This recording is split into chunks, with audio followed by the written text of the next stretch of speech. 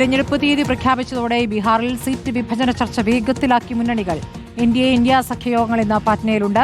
CPI general secretary D രാജ ബീഹാറിലെത്തി തേജസ്വി യാദവുമായി കൂടിക്കാഴ്ച നടത്തും. ഇത്തവണ 10 സീറ്റ് വേണമെന്നതാണ് CPIയുടെ ആവശ്യം. ഇതിനിടെ 243 മണ്ഡലങ്ങളിലും ഒറ്റയ്ക്ക് മത്സരിക്കാനാണ് AAPയുടെ തീരുമാനം. 11 മണ്ഡലങ്ങളിൽ AAP സ്ഥാനാർത്ഥികളെ പ്രഖ്യാപിച്ചു.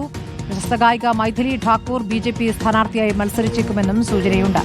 ആദിൽ പാലോട് വിവരങ്ങളുമായി. ആദിൽ, ബീഹാറിൽ ഇന്നലെ തെരഞ്ഞെടുപ്പ് തീയതി പ്രഖ്യാപിച്ചു. ഇന്നിപ്പോൾ മുന്നണികൾ യോഗം ചേരുകയാണ്. എന്താണ് പുറത്തേക്ക് വരുന്ന വിവരങ്ങൾ?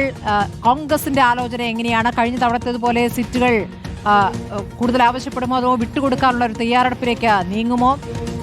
ഈ വോട്ടറാധികാർ യാത്രയ്ക്ക് ശേഷമുള്ള സഖ്യ തീരുമാനങ്ങൾ, സഖ്യാലോചന എന്നതുകൂടി പ്രധാനമാണല്ലോ.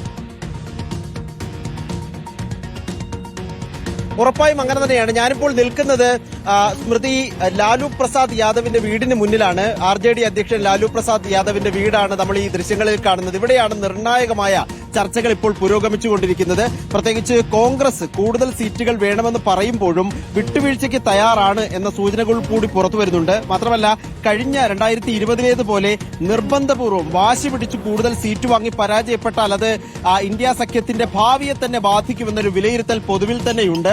അതുകൊണ്ടാണ് വിട്ടുവീഴ്ചയ്ക്ക് തയ്യാറാകും എന്ന സൂചനകൾ പുറത്തു വരുന്നത്. മാത്രമല്ല, വിജയ സാധ്യതയുള്ള കൂടുതൽ സീറ്റുകളാണ് ആവശ്യം എന്ന നിലപാടുകൂടി ചർച്ചകളിൽ കോൺഗ്രസ് മുന്നോട്ട് വയ്ക്കുന്നു എന്നുള്ളതാണ് ഇപ്പോൾ വരുന്ന ഏറ്റവും പ്രധാനപ്പെട്ട കാര്യം. ഏതായാലും നിർണായകമായ ചർച്ചകൾ പട്നയിൽ പുരോഗമിക്കുന്നു.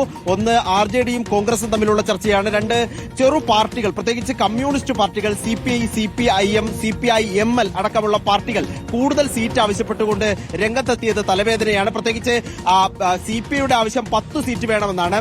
CPIയുടെ ജനറൽ സെക്രട്ടറി ഡി രാജ ബീഹാറിലെത്തി ഇന്ന് തേജസ്വി യാദവുമായി ചർച്ച നടത്തും. ഇവിടെ ചർച്ച ഉടനെ ഉണ്ടാകുമെന്നാണ് പ്രതീക്ഷിക്കുന്നത്.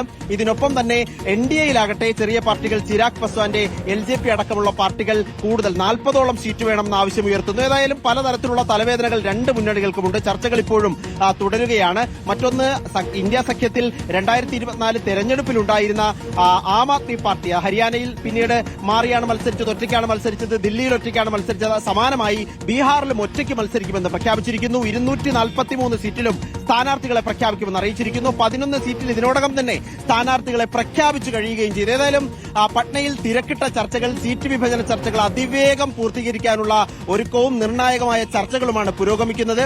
വളരെ പ്രധാനപ്പെട്ട തന്ത്രപ്രധാനമായ ചർച്ചകളുടെ ഒരു കേന്ദ്രമാണ് ലാലു പ്രസാദ് യാദവിന്റെ എനിക്ക് പിന്നിലേക്ക് കാണുന്ന പട്നയിലെ വീട്. സ്മൃതി, ശരി. ലാലു പ്രസാദ് യാദവിന്റെ വീടിന് മുന്നിൽ നിന്നാണ് ആദിൽ പാലോട് വിവരങ്ങൾ നൽകുന്നത്. അവിടെ പ്രധാനപ്പെട്ട ആലോചനകൾ നടക്കുന്നു.